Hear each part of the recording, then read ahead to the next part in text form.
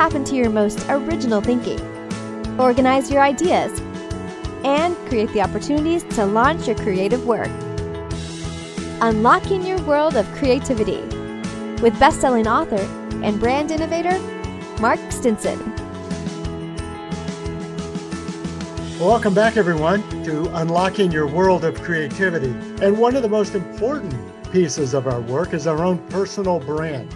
And so today we're going to have a little mini global summit on personal branding. And we're going to go to each corner of the world. I've got Greg Monaco up in the New York, Connecticut area, and Rachel Tapscott in Brisbane, Australia. Rachel, Greg, welcome to the show. Great to be here.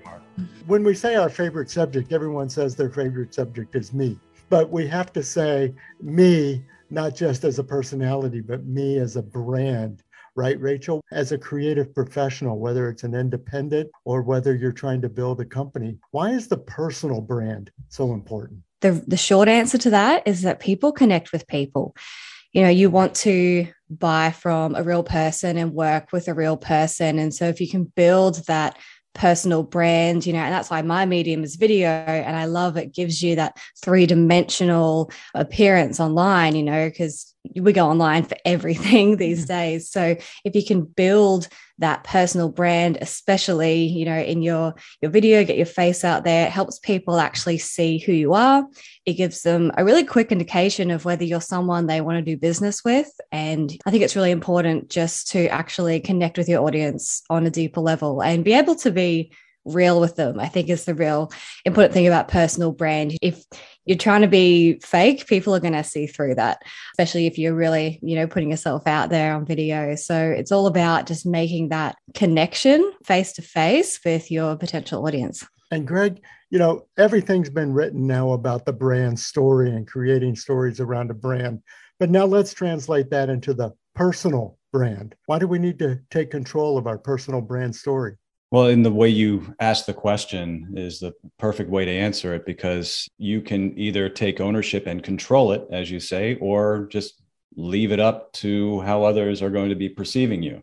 You have an opportunity to take agency over the story that's being told. You can influence it. You just have a choice that you and I think people are getting clearer and smarter about how they can go about telling their own story. And when they come to you, Greg, in a way that we would approach a brand, and they give you their creative brief, I'll use that in air quotes, what do people say they want to try to build as a personal brand? Well, most of the people that I talk to are starting from too much.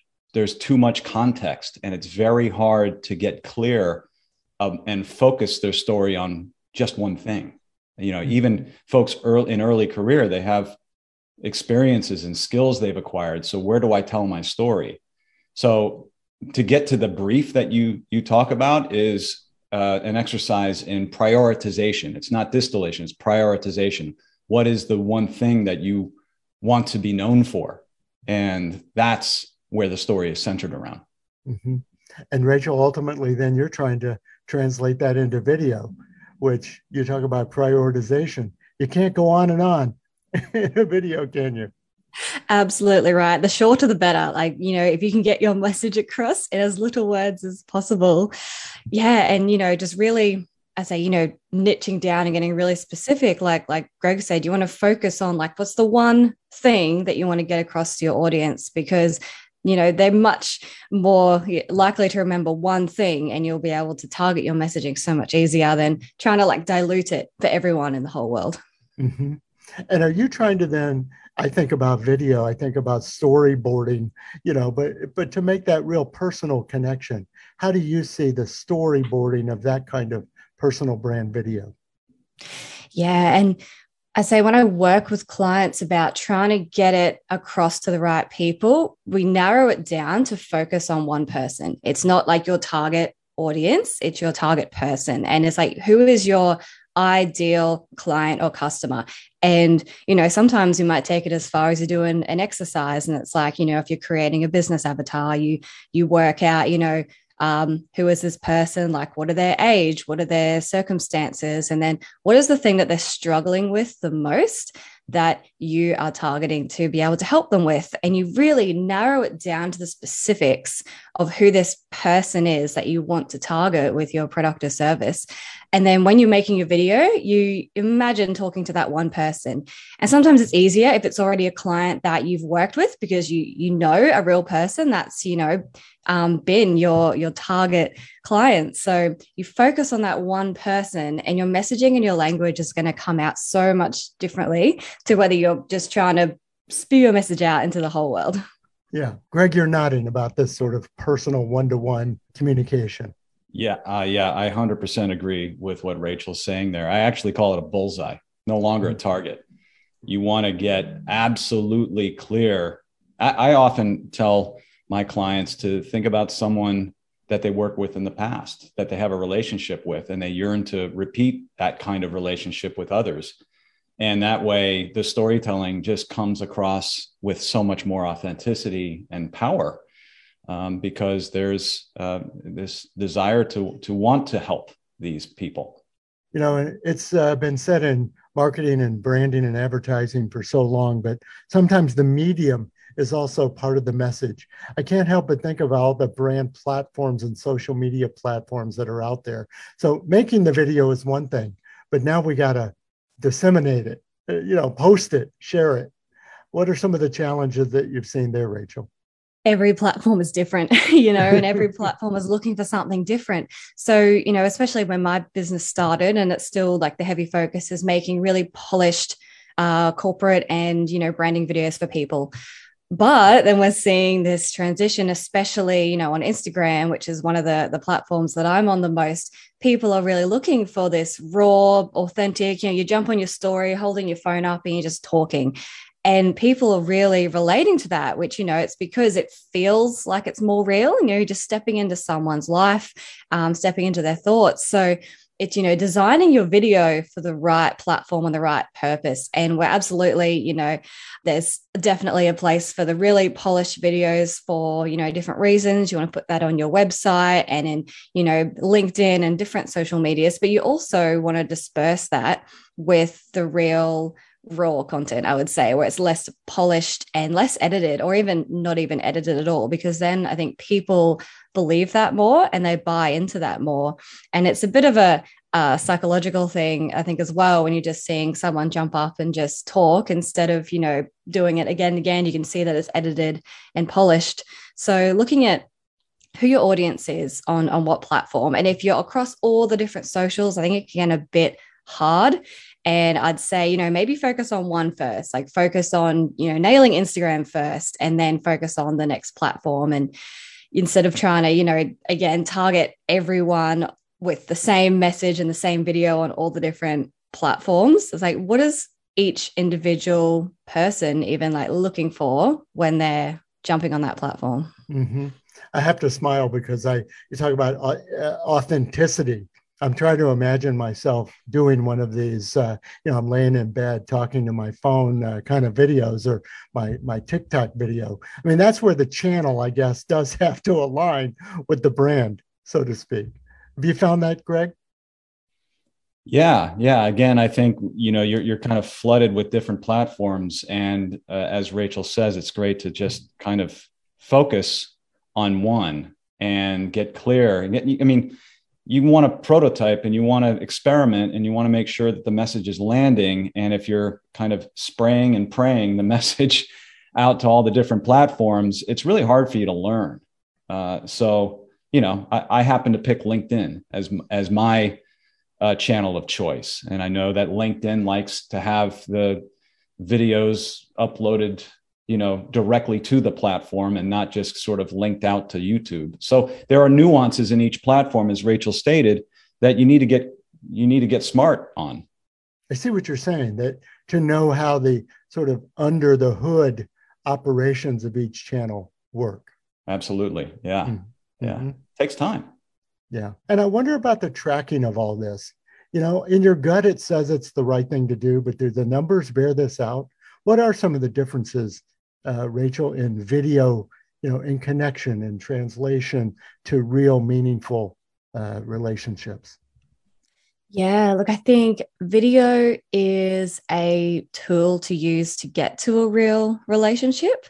So, you can, and it takes time to really get comfortable with putting yourself out there and just, talking really raw to your audience. So there are levels to, go up to doing that. But I think, if you use video and social media as like a way to make a connection with a person. So I'll give you an example. I just posted an Instagram reel, and it actually, like, in Instagram reel analytics, it flopped. It got like 200 views. I thought, oh, well, that's not the one. We'll try again tomorrow. But out of that video, because I was just talking about, making video, just what I do in my business, I got a client from that video. She just messaged me on Instagram, just out of the blue, saying, oh, I just saw your reel about this. And, I've been thinking about doing video, and I like the way that you come across.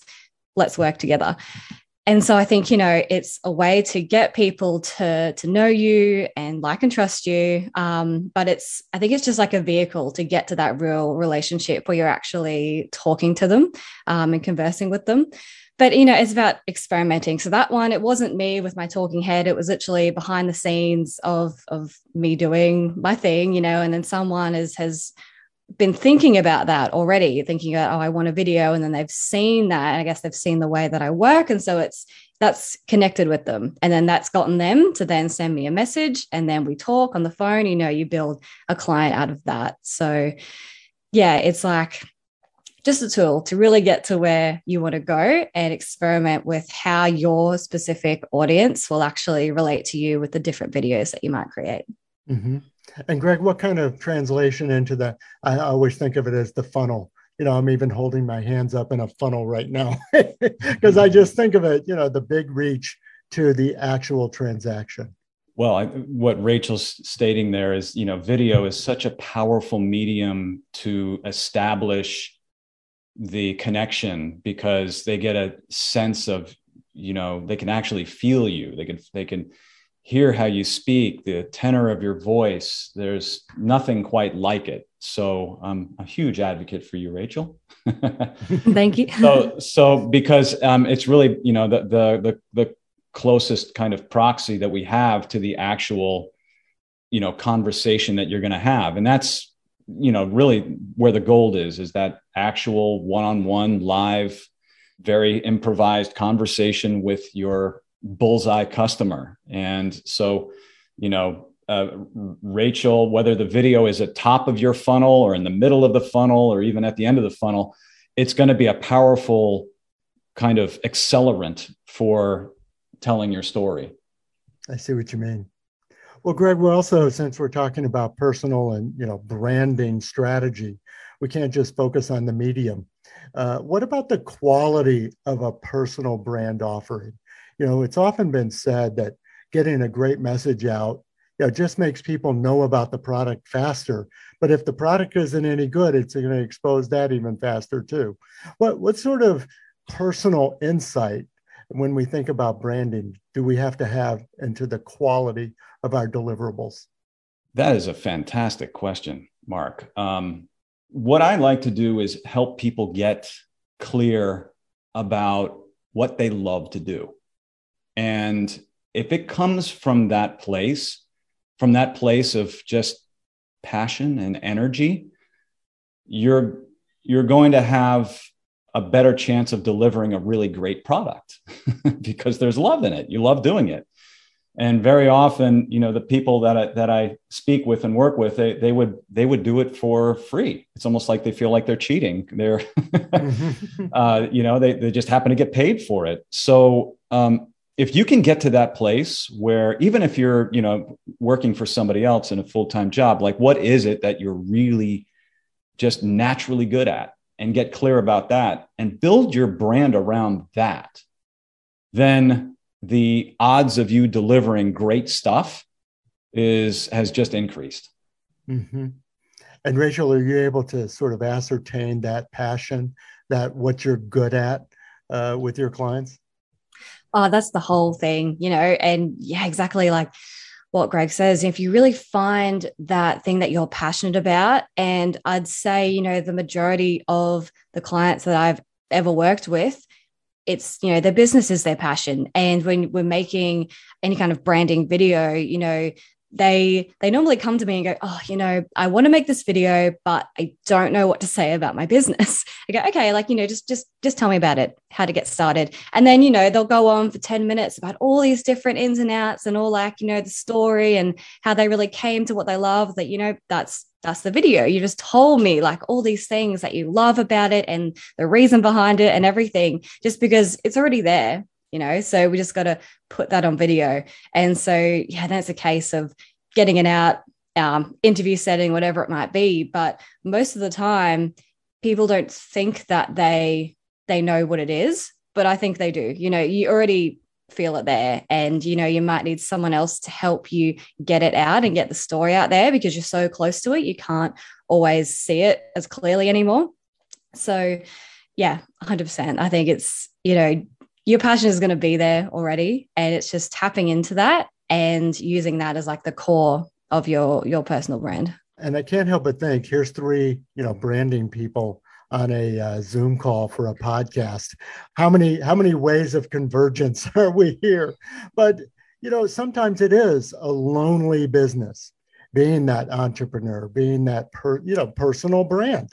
How do you find, let's kind of get out of ourselves. There's almost a physician heal thyself moment that I'm looking for here. What challenges have you faced with your own brand as you've been trying to build it out in the marketplace? Rachel, maybe I can start with you. Yeah. And for me, I think it's kind of ironic. I'm this person that helps people become confident on camera. And I was so terrified of getting on camera myself. So as much as I wanted to get the message out there and I wanted to, help more people, do the be confident on camera, I would sit in front of the camera and be that deer in the headlights myself. And so it was really just overcoming that. And I think, with any creative person, the audience of your show, Mark, we all have this fear of releasing our work to the world, I think, because they're so attached to something creatively. So, it's really, I think, just getting over that and, getting, it's not going to with everyone, but it's going to resonate with the right people. And that's what you have to aim for. And it hasn't been, a quick kind of fix, okay, I've got that mindset now, I'm just going to do it. It's been building up to it and doing videos and getting on podcasts and, doing stuff to, I guess, help myself find my own voice when I could do that one-on-one with clients or people that I might work with, getting that out to, everyone in the whole world. It's just build that. And I'd say, practicing just even hearing the sound of your own voice. It's something that's actually not something that we grow up doing, so it does take a while. Absolutely. Do people say, but Rachel, it's so easy for you. Look at you. You're a natural. I don't know if I can do that. Yeah. And I think that 99% of people, that want to make a video for the first time, that's it. But, it's just practicing. And I guess the aim, I had a goal, I want to start my YouTube channel and focusing, instead of focusing on subscribers, all that stuff, I want to make 100 videos was my goal, because once I've made 100 videos, then I might be okay at, talking on camera, so it's just really working on refining. It's a craft like anything else. Speaking is a skill that you can develop and you can get better at. And if you watch any great speaker at all in the world, unless, there's some really, really gifted superhuman, I don't think they were born being a great speaker. It's repetition and just making your message clearer as you go through and practice being a speaker, being on video, being on podcasts, whatever it might be, until one day, honestly, you wake up and you feel more confident. So every time you do it, you're just solidifying in your mind that you are the kind of person that does this and you can be confident doing it. So just doing it again and again. And I can't tell you how many times I've done it now to get to a point I think I feel confident doing it. But yeah, it's not just a quick fix, but it's really, really worth putting in the reps and doing it and building yourself in that way. I love that. Greg, what are some of the obstacles you've overcome on your own personal brand? I think it was more on the product side. I have been in brand development for, you can see the gray hair here. So I've been in it for a while. And to be honest, mostly it was corporate work. But I had a notion many years ago that I could bring the skills and experiences that I had as a corporate brand strategist and as a copywriter to a personal level, to democratize them. And I remember having conversations with people about this idea, like, how can I bring this to individuals? And I remember a friend of mine just going, do people pay you for that? Are people going to actually pay for that? And for the first couple of years, the answer was no. So how do I turn this into a business model? Because I know I love doing it and I'm doing it for free anyway, because I'm talking to my friends. How do I do it so I can actually transition into an actual vocation here? How do I get paid to do the work I love? So that was my gap that I had to bridge. That's terrific. Well, I've been dominating this moderator microphone, but I want to give you guys a chance to ask each other, maybe, as if we were in that virtual coffee shop here for a second. Rachel, do you have any thoughts or observations or questions for Greg? Yeah, I mean, I guess just to follow on from what you were just saying and with the product thing, how did you actually then get that to, more the stuff, like make that into a profitable business model for people? Like, was it through, connecting with people? And just tell me a bit more about your story there. Well, I mean, just as you had talked about the virtues of trying and prototyping and exercising the muscle for you being on camera, I had to exercise the muscle of what my product was. And I tried many, many different iterations, and it's still not fully baked. I think this is going to be an ever evolving pursuit. I think the conversation for personal brand development and people investing in themselves in this way has really taken off over the last few years. I think COVID was really an accelerant for that because people are more interested in they are realizing that even if they're in a full-time job, that's not secure. So I should invest in myself. So that has been one marker. And the other one is people don't have $25,000 to invest in a brand strategy. How do I get something that's as valuable as that down into a budget range that people would be willing to invest in? So that is where I have an online program that I deliver for people. And it's basically the kind of thing where it's democratizing the teachings. So that is me working through the problem and trying to figure it out. And so I'm getting clearer and clearer every day. I don't have it cracked, though, to be honest, Rachel. Are we ever really all the way done? Yeah. Greg, what questions do you have for Rachel? Well, I don't know if this is a question or a comment, but I remember some of the videos that I had done early on. And when I compare the progress that I've made over time, and what I did is I exposed one of those videos of and I actually tagged it on YouTube, terrible video example. And I showed people just look, this is where I was, back 2 years ago, trying and faltering and messing up. So there's something about even, if you just don't look at mistakes as mistakes, even if your clients just look at them as this is an evolutionary pursuit and you're just going to get better and better, but don't let that hold you back. Don't let that hold you back from doing what you love to do.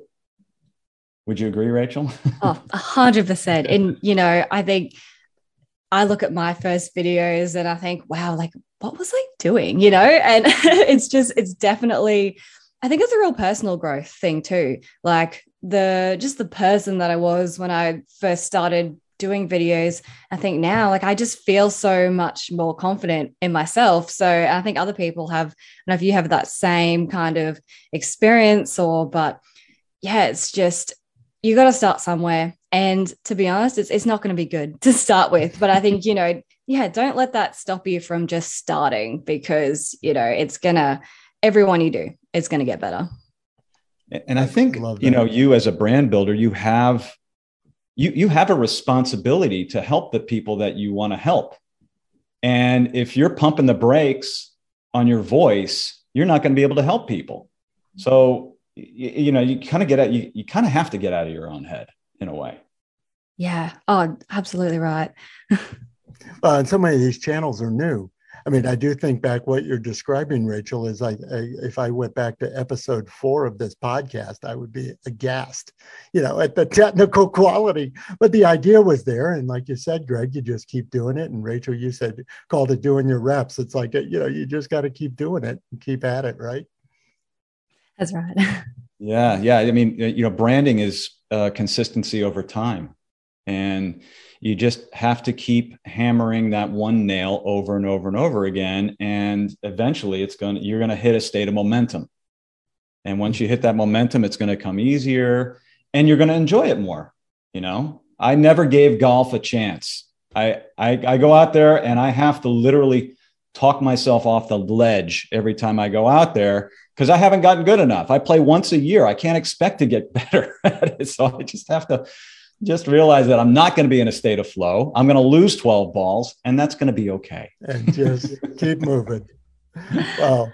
What a wonderful conversation. I've enjoyed it so much. And listeners, I hope you've enjoyed sort of eavesdropping on our virtual coffee here from New York and from Brisbane, Australia. Wonderful to talk to you. Greg Monaco of Monaco Branding and Rachel Tapscott, that video girl. And I know that, Greg, you had to bring up hair as a brand. But I do think Rachel has the best hair brand on this podcast for sure. And mine is under a hat. I'd have to go back to the 90s to when my hair was relevant to my brand. You had the beard, though. The beard's gone. Yeah, the beard's gone, too. All face coverings must go. And I just really appreciate your perspectives on how to build our personal brands. Thanks for being on the program. Thank you so much, Mark. And listeners, keep coming back to our podcast. We'll continue our around the world travels to listen to creative practitioners, how they get inspired, how they organize their ideas, and most of all, how they gain the confidence and the connections to launch their work out into the world. So until next time, I'm Mark Stenson, and we're unlocking your world of creativity. Take care. Unlocking Your World of Creativity with best-selling author and brand innovator, Mark Stinson. This program was produced by BSB Media, creators of IntelliKey Leadership Stories, Unlocking Your World of Creativity, and thepeaceroom.love.